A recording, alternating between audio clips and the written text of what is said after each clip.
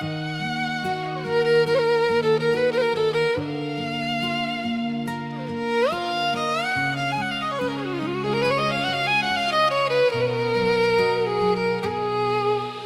чакайте деня за прошка, не знаете какво е отредено.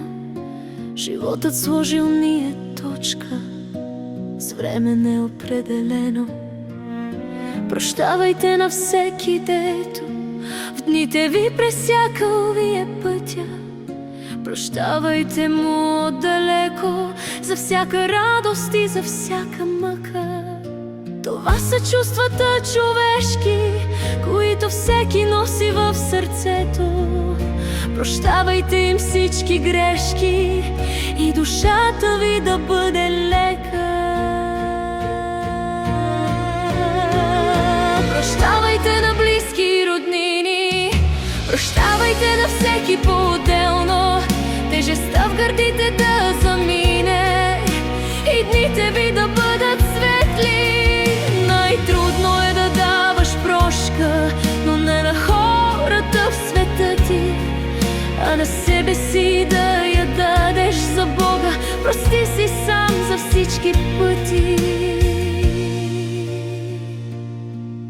в които удар сам нанесе на най-милото ти, дето притежаваш, и как покорно пак понесе всяка болка или всяка рана.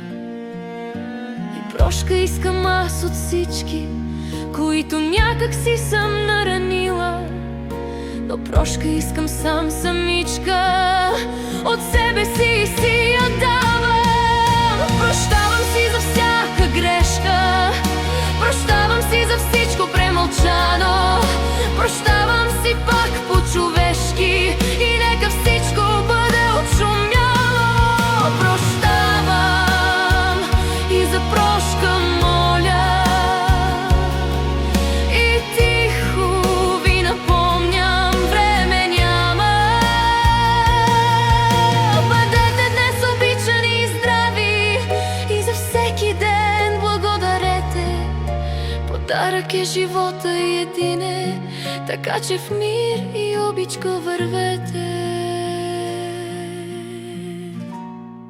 Прощавайте си всеки ден и нека душите ви да бъдат леки.